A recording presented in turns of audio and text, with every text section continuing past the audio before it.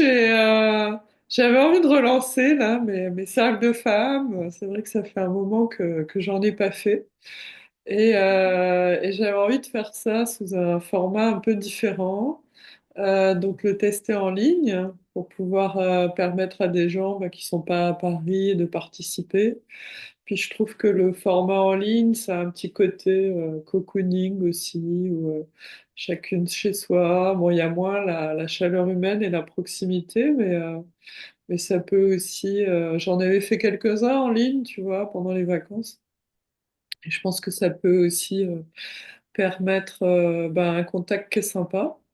Et là, j'ai choisi de parler d'un thème bien particulier qui est celui du silence, de sortir du silence, de briser le silence. Et donc j'ai choisi de faire ça parce que je me suis rendu compte en fait par rapport à ma propre histoire, hein, mais aussi par rapport à celle de pas mal de gens que j'accompagne, que quand on vit quelque chose de douloureux, de traumatisant, en particulier quand on est jeune dans l'enfance, en fait il y a deux traumas. Il y a, il y a l'événement vécu, donc ça c'est le trauma de l'enfant. Et puis, il y a celui, quand on n'a pas pu en parler, il y a celui du silence, en fait, d'avoir été obligé de passer parfois toute une vie à se taire par rapport à quelque chose. Et donc, c'est sur ce second trauma-là que je veux proposer de travailler. Donc, c'est une approche un peu particulière, mais je trouve que ce qui est vraiment différent, c'est que ce trauma du silence, finalement, il concerne pas que notre part enfant qui a été blessé à un moment donné dans quelque chose. Il concerne vraiment tous nos âges, quoi. C'est-à-dire que c'est quelque chose qui nous accompagne pendant très très longtemps. Et donc c'est différent. Et c'est un trauma qui peut être réactivé quand on se retrouve en présence de personnes à qui on aimerait parler, mais on peut pas parler. Et pourtant, ces personnes-là, on n'en a plus peur. On sait bien euh, qu'on n'est plus l'enfant blessé, vulnérable, fragile.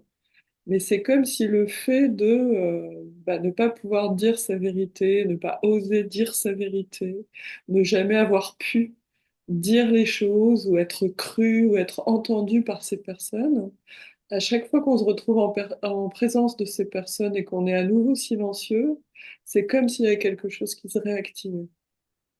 Voilà, donc c'est particulièrement ça le thème de ce soir. Qu'est-ce qu'on fait en fait avec ce silence-là? Pourquoi c'est important de parler? Comment on peut parler quand on peut pas parler à certaines personnes qui sont pourtant celles à qui on aimerait se confier, c'est pourtant les personnes dont on aimerait être cru, entendu, reconnu, etc. Mais parfois, pour plein de raisons, c'est pas possible de leur parler. Voilà. Et comment on peut avancer finalement avec ça? Euh, ouais. Donc, je pense que la première question à se poser, c'est euh, quelle est la part de moi, la partie de moi qui a besoin de parler? Voilà. Est-ce que c'est ma part enfant? Est-ce que c'est ma part blessée? Est-ce que c'est celle qui a vécu le trauma, les émotions difficiles, désagréables? Ou est-ce que c'est ma part, voilà, adulte aussi, qui a envie de parler? Moi, dans mon cas, par exemple, j'ai eu une amnésie traumatique pendant très longtemps. Et la part de moi qui avait envie de parler, en thérapie, j'ai accompagné l'enfant qui avait besoin d'exprimer la peur, la douleur de l'événement vécu. Mais c'était pas ma part enfant qui avait besoin de dire sa vérité. Enfin, il y avait les deux. Il y avait les deux et c'était pas le même besoin. Donc il y avait une part enfant qui avait besoin de dire sa peur, son incompréhension, enfin vraiment voilà, de mettre des mots sur qu'elle n'avait pas à l'époque, hein, sur le vécu. Mais il y avait une autre part qui était beaucoup plus adulte, qui avait aussi envie d'aller secouer les gens en disant mais tu te rends compte ce qui m'est arrivé il y a 50 ans, c'est grave ce qui m'est arrivé il y a 50 ans, et du coup c'est pas la même façon de gérer cette parole-là pour moi. Donc ça, je pense que c'est la première question. Quand on sent qu'on a besoin de dire quelque chose, d'exprimer quelque chose, bah, c'est quelle part de moi qui a besoin d'exprimer? Est-ce que c'est une expression émotionnelle? Voilà, j'ai jamais libéré cette colère, cette rage, cette honte, ce dégoût, cette peur. Donc là, c'est de l'expression émotionnelle. Ou bien est-ce que c'est la nécessité finalement d'élaborer un récit et de le partager? Et à ce moment-là, bah, est-ce que c'est vraiment à ces personnes-là que j'ai besoin de partager ce récit ou pas? Parce que l'enfant, évidemment, il ressent ce besoin d'être cru, écouté, entendu par son entourage, par les personnes de son entourage qui pourraient le protéger. Mais je pense qu'il y a souvent une confusion qu'on fait, euh, parce que c'est confus quand on a ces remontées traumatiques comme ça, entre notre part enfant, notre part ado qui va être plutôt en colère et rebelle, et notre part adulte. En fait, c'est super confus. Et moi, j'ai ressenti pendant longtemps le besoin d'aller expliquer à ma famille ce qui m'était arrivé et que ça soit eux qui me disent oh là là, mais c'est grave et tout. Et en fait, c'est une confusion, je pense, tout ça. C'était une confusion des différents âges et des différents besoins. Voilà, donc ça, je pense que c'est vraiment la première question à se poser. Essayer de discerner les différentes parties de nous qui ont besoin de s'exprimer et, euh, et voir du coup ces parts-là, comment on peut leur donner la parole et dans quels espaces pour qu'elles soient le plus en sécurité possible, bien sûr, quand elles s'expriment. Donc ça, c'était mon premier axe.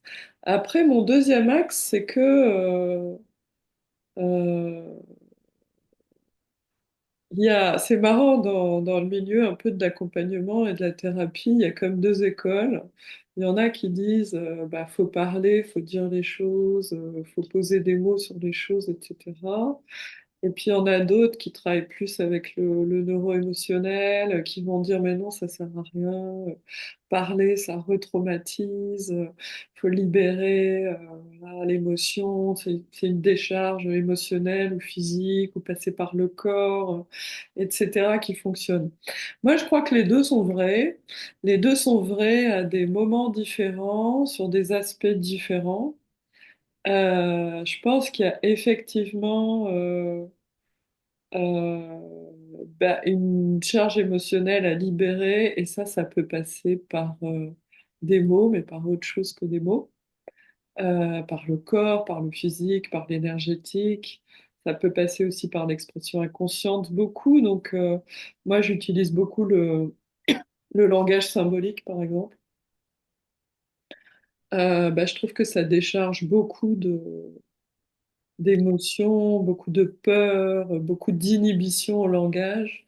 Quand on peut décrire son émotion en termes physiques, avec des couleurs, avec des formes, avec des sensations, ou avec des représentations symboliques, euh, ou décrire la part de nous blessés aussi avec une représentation symbolique, eh ben, on n'est pas obligé de refaire le récit glauque de ce qui nous est arrivé, et ça permet quand même d'aller exprimer des émotions d'une façon beaucoup plus sécure en fait, parce que on n'est pas obligé de se revisionner la scène dans les détails. On va au contraire chercher à l'intérieur de nous une représentation d'un ressenti, essayer de poser des mots là-dessus, non pas sur l'histoire, mais sur comment j'ai perçu l'histoire. Et donc comment je l'ai perçu émotionnellement, comment je l'ai perçu symboliquement, comment je l'ai ressenti, comment je l'ai imaginé, comment je l'ai fantasmé, etc. Et c'est bien là-dessus qu'il faut travailler en fait. Parce que l'histoire, elle est dans le passé, mais c'est la trace qu'elle nous a laissée, ce qui nous intéresse. Donc voilà, ces moyens symboliques sont vraiment extrêmement utiles à ce moment-là pour raconter notre histoire émotionnellement, donc pour vider cette charge émotionnelle. Là où ça suffit pas, le symbolique, c'est pour aller dénouer une représentation qu'on s'est faite du monde ou une croyance qu'on s'est faite du monde, par exemple, tel type de personne est dangereuse ou je mérite pas d'être respectée. Là, du coup, c'est vraiment important de venir mettre des mots sur notre représentation et notre croyance, pour prendre conscience finalement à quel point ces événements ils nous ont influencés dans la façon de croire qui on est et dans notre rapport au monde. Voilà, donc là, le symbolique, ça va pas toujours être suffisant. Mais il y a plein de choses qu'on peut exprimer à travers l'art aussi, à travers le corporel. Moi, je trouve que ces outils-là, ils sont vraiment euh, ceux qui font appel à la créativité, beaucoup à la subjectivité. En fait, c'est un puissant fond, ces outils-là. On peut les utiliser toute notre vie de façon différente. Moi, en ce moment, j'utilise beaucoup la danse, j'écris énormément de poèmes, j'ai dessiné, j'ai même écrit une chanson un jour, une seule dans ma vie. Hein. J'en écrirai probablement jamais d'autres, mais il y a un jour, voilà, attraper une guitare, j'ai écrit un truc, c'est sorti comme ça ce jour-là, complètement inattendu, sans aucune intention. Mais notre inconscient, notre corps, il a des vecteurs d'expression qu'on n'imagine pas et qu'on soupçonne pas. Mais il y a quelque part en nous une volonté de guérir, d'exprimer, qui peut prendre des formes étonnantes ou originales. Et, euh, et je trouve que c'est intéressant finalement d'aller explorer ça. Voilà, donc tout ce qui est atelier d'art-thérapie, danse, moi, je trouve que c'est vraiment des choses qui aident à... C'est comme évacuer le trop-plein, quoi. Et parfois, ça aide vraiment à apaiser ou à faire une transformation. Et, euh, et je me souviens quand j'avais écrit une chanson, en fait, j'ai eu l'occasion de la chanter devant des gens. Elle était assez explicite, mais elle racontait rien du détail. Elle parlait juste d'une personne à qui je voudrais pardonner, j'y arrivais pas. C'était tout. Il y avait rien d'explicite dans la chanson, mais le fait de la chanter devant des gens, je me suis sentie finalement crue, entendue, respectée, accompagnée, valorisée. Il y a plein de gens qui m'ont applaudi, puis à la fin, il y a plein de gens qui sont venus me dire, ah, mais moi aussi j'ai vécu ça. En fait, les gens avaient compris. Ils avaient compris à travers ma chanson de quoi je parlais, sans que j'ai besoin d'être explicite, et finalement, ça crée une proximité comme ça. Donc on peut avoir des, des échanges qui sont vraiment nourrissants. Parce que ce qui est important, finalement, c'est de ramener les choses à notre besoin primaire. Quand on a besoin de parler, en général, on se dit, il faut que j'aille raconter telle histoire à telle personne, il faut qu'elle réagisse comme ça. C'est ça qui est juste pour moi. En fait, si on décompose, il y a déjà un besoin primaire d'exprimer toute cette émotion. Donc ça, on vient d'en parler, voilà. Et finalement, ce besoin de raconter, c'est aussi un besoin d'être entendu, d'être cru, d'être reconnu, d'être considéré, d'être reconnu dans ma souffrance. Et c'est ça qui est important. C'est que j'aille chercher quel est le besoin vraiment primaire, primal, primordial à l'intérieur de moi et que j'arrête de donner à quelqu'un le pouvoir de me donner ça. Donc quand je décompose comme ça, c'est beaucoup plus facile d'avancer même si les gens dans mon entourage, dans ma famille, bah, j'ai peur qu'ils soient pas prêts à écouter mon histoire ou je sens qu'ils vont pas être capables de l'accueillir parce que j'ai plein d'exemples dans ma vie où c'était pas possible, enfin, etc. Finalement, quand je ramène ça à mon besoin primaire à moi, euh, bah, il y a peut-être d'autres solutions. Voilà, il y a peut-être d'autres solutions pour exprimer ça, en tout cas dans un premier temps. Et donc pour moi, voilà, la démarche essentielle pour sortir du silence, bah, je dirais que c'est déjà ces deux étapes-là. La première, reconnaître voilà, l'enfant blessé à l'intérieur de moi, le laisser exprimer ses émotions, l'accueillir. Donc ça peut être un espace thérapeutique, un espace d'art-thérapie, enfin n'importe quel espace. Et ensuite, le deuxième espace, c'est un espace d'expression plus de mon moi adulte.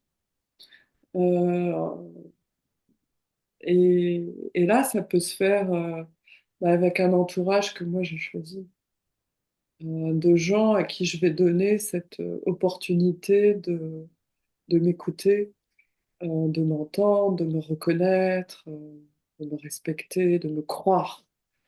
Et, euh, et ça fait déjà un changement énorme, en fait, de m'être sentie crue par quelqu'un. Et, euh, et évidemment, il y a plusieurs espaces dans lesquels on peut faire ça. Donc, on peut avoir la chance d'avoir des amis qui ont une bonne écoute. Ça peut être un thérapeute aussi.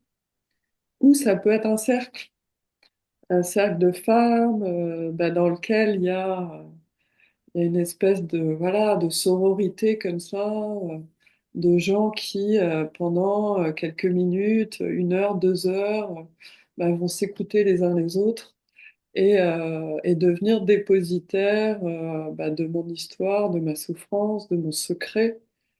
Et ils vont le faire par solidarité parce que bah, finalement, on est tous reliés et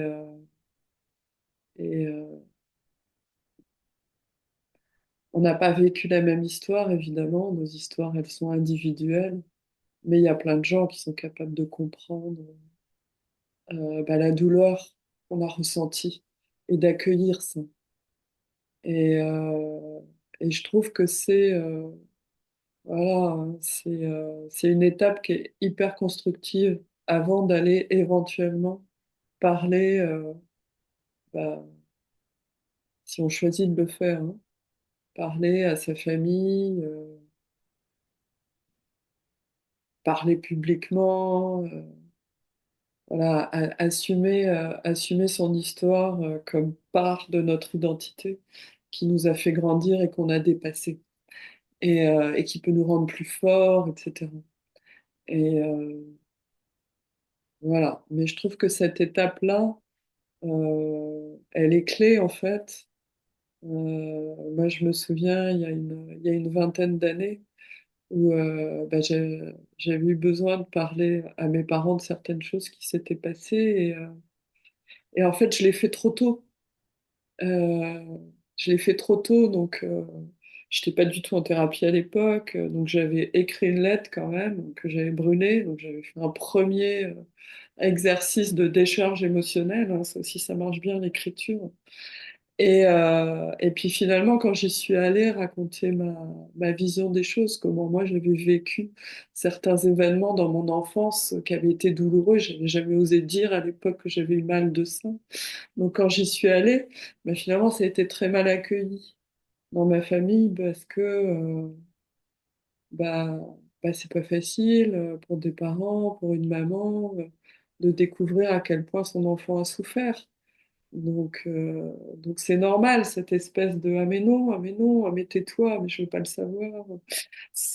Tu dois te tromper, t'exagères, tu dramatises. C'est normal en fait comme réaction. Mais moi, j'étais pas du tout prête à ce moment-là à prendre cette réaction. Donc finalement, ça a créé euh, bah, une espèce de distance avec ma famille parce que bah, quand je suis allée parler, j'avais une attente en fait. J'avais une attente de je te prends dans les bras et je te demande pardon et ça n'a pas été possible à ce moment-là. Donc, bah, voilà, mon conseil, c'est un peu d'essayer de se nourrir de ça avec d'autres gens, d'avoir cet accueil, d'avoir cette étreinte, d'avoir cette reconnaissance, ces encouragements, ce sentiment que, bah oui, on fait partie de la même humanité, de la même famille au sens large, et que bah oui, t'as souffert, et moi j'ai souffert, et moi j'ai fait souffrir des gens, et toi aussi, et voilà, et on est solidaires, on se prend dans les bras, de temps en temps c'est moi qui souffre, de temps en temps c'est l'autre, et reconnaître qu'on fait tous des erreurs. Et c'est ça qui est très beau dans un cercle aussi, c'est que bah, des fois il y a des gens qui vont déposer bah, un souvenir de souffrance qu'ils ont subi, et puis d'autres qui vont dire oh là là, mais j'ai fait un truc, j'aurais jamais dû. Et là, ils vont plus parler de leur culpabilité, de quelque chose qu'ils regrettent d'avoir fait. Et en fait, on se rend compte que bah, on est tous capables d'être dans toutes les postures, en fait. Qu'il y a quelque chose vraiment d'universel dans la souffrance humaine, et oui, et à un moment donné, je vis quelque chose de douloureux avec quelqu'un qui me le fait vivre. Et à un autre moment, bah, ça va être une autre configuration. Et, euh, et ça aussi, ça permet bah, de pas rester peut-être figé dans la mémoire d'un instant en se disant, bon ben voilà, la relation entre moi et cette personne, c'est comme ça. En gros, c'est mon bourreau, je suis sa victime et c'est uniquement comme ça. Ben non, ça a été comme ça à un moment donné dans cette situation. Et il y a quelque chose qui fait que ben, je me suis un peu cristallisée et figée là-dedans. Mais ça ne veut pas dire que ça peut pas changer, évoluer. Voilà. Et ça, je trouve que c'est un des grands attraits quand on parle en cercle. C'est le fait d'écouter plusieurs histoires, plusieurs points de vue dans un même espace. Quelque part, tout résonne, ou presque tout résonne en nous. Et ça permet aussi de faire avancer les choses, en fait. Voilà. Alors, qu'est-ce que je voulais dire d'autre? Je voulais parler aussi du fait que c'est difficile de parler, et c'est difficile pour plein de raisons, plein de bonnes raisons. Et, euh, et c'est souvent pour ça que on le fait pas immédiatement. Et d'abord, faut savoir que il y a quand même un mécanisme de défense qui est là pour nous sauver la vie, hein, et nous protéger, qui est celui de l'amnésie traumatique, euh, ou du déni en général, c'est-à-dire qu'on vit des choses et pfou, on on les met sous le tapis, hein. On les oublie en fait. Elles sont plus accessibles à notre conscience. Euh, Parce que ça serait insupportable en fait de les avoir en mémoire tous les jours. Donc on les met sous le tapis, sauf que c'est pas sous le tapis qu'on les met, c'est plus dans un espèce de chaudron. Et sous le chaudron, il y a le feu du temps. Alors au bout d'un moment, ça commence à bouillir dans la marmite, et le couvercle, il tient pas, quoi. Et on ne sait pas quand, mais il y a un moment dans la vie où généralement le truc déborde, et voilà, et il faut s'en occuper, quoi. Mais c'est un mécanisme qui est absolument normal de pas savoir pendant si longtemps. Alors, ce qui est difficile avec ce mécanisme-là, c'est que quand les souvenirs remontent, voilà, c'est le chaudron qui déborde. Donc c'est des flashs, c'est partiel ces mémoires-là, c'est pas cohérent, c'est difficile, voilà, ça brûle, ça explose, mais c'est difficile à reconstituer. C'est pas très cohérent souvent au début. Donc il y a pas forcément de sens au récit. Donc c'est pas facile à aborder. Et puis on est toujours tenté de remettre le couvercle sur la marmite. Donc il y a souvent une phase comme ça. Moi j'appelle ça marcher sur le fil du rasoir. En fait, c'est comme si on était sur un fil de rasoir avec deux précipices de chaque côté. Il y a un précipice, c'est le déni. Donc retomber dans le déni, redire non, non, ça m'est pas arrivé, pas moi, pas dans ma famille, pas possible, j'ai rêvé, et pourquoi maintenant, c'est n'importe quoi, je suis influencée par les autres, en fait, etc. Minimiser, mais c'est pas grave en fait, voilà, donc le précipice du déni dans lequel on a souvent été pendant des années. Et de l'autre côté, l'autre précipice, c'est celui de la dramatisation de voilà, la victimisation, la dramatisation, de colorer finalement toute la société, tout le monde, etc., d'universaliser un peu son histoire et de n'être plus que ça. De n'être plus que bah, cet enfant qui a souffert de ça, cette victime qui a souffert à un moment de ça, et, euh, et être complètement obsédé par un désir de réparation, de justice, etc. Donc c'est normal hein, de ressentir ça, qu'à un moment donné, ça prenne toute la place. Parce que, bah oui, quand le chaudron il déborde, il n'y a plus que ça, quoi, ça prend toute la place. Mais l'enjeu, voilà, c'est de trouver un espace quand même au milieu où bah, on arrive quand même à accueillir notre histoire, à en parler, sans être complètement enragé dans un désir de vengeance surdimensionnée par rapport à ce qui s'est passé. Même si je trouve que le désir de justice, il est absolument légitime. Mais c'est pas la même chose, obtenir justice et guérir en fait. C'est deux choses qui sont complètement différentes. C'est pas du tout le même mécanisme. Parfois, obtenir justice et réparation, ça aide à guérir, mais on peut très bien guérir sans ça aussi. Et heureusement d'ailleurs, parce qu'il y a tellement de choses qui restent impunies que ça serait quand même dramatique si on ne pouvait pas guérir sans que justice soit rendue. Donc voilà, donc c'est important de trouver un espace là, entre ces deux écueils, de, voilà, de dire non, non, non, il s'est rien passé, ou alors il s'est passé que ça dans ma vie, quoi. Non, en fait, trouver l'espace, bah si, il s'est passé ça dans ma vie, et même si j'en suis pas sûre, parce que de temps en temps je doute, je retombe dans mon mécanisme de déni, et j'en étais sûre, et là j'en suis plus sûre. Donc voilà, il s'est passé ça dans ma vie, et même si je doute, je vais quand même faire comme si s'était passé ça dans ma vie et avancer à guérir ça, mais il s'est pas passé que ça dans ma vie.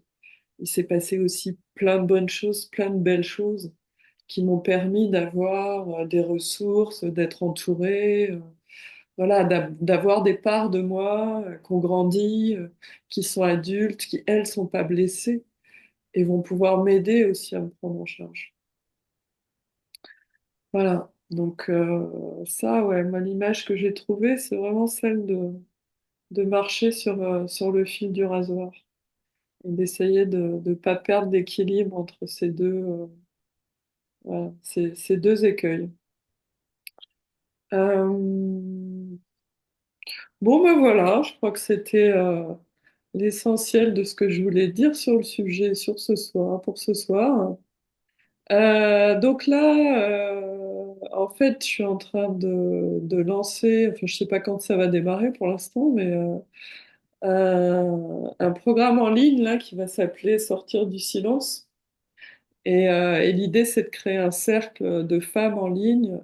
Donc, c'est des personnes qui sont bah, motivées bah, pour raconter leur histoire dans un cercle de femmes, motivées aussi pour écouter les histoires des autres, en sachant que écouter les histoires des autres, c'est aussi ce qui nous apprend à nous écouter nous-mêmes. Donc, c'est un des autres avantages de participer à un cercle, c'est de pouvoir vraiment s'offrir cette opportunité, ce luxe de donner à d'autres une écoute sans jugement, une écoute bienveillante, une écoute où on va pas essayer de résoudre le problème des autres ou de leur proposer des solutions. Simplement une présence en fait.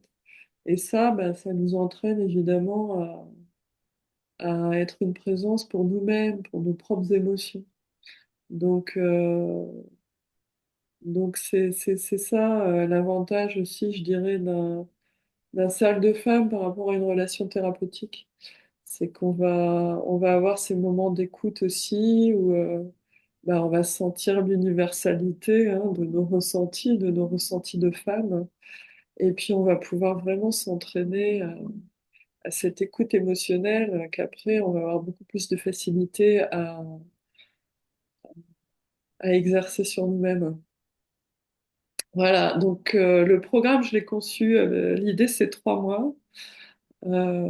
3 mois, 6 rendez-vous tous les 15 jours, avec bah, des exercices à faire entre les rendez-vous, des exercices d'expression écrite, d'expression symbolique, euh, voilà, probablement des méditations guidées aussi, pour accompagner.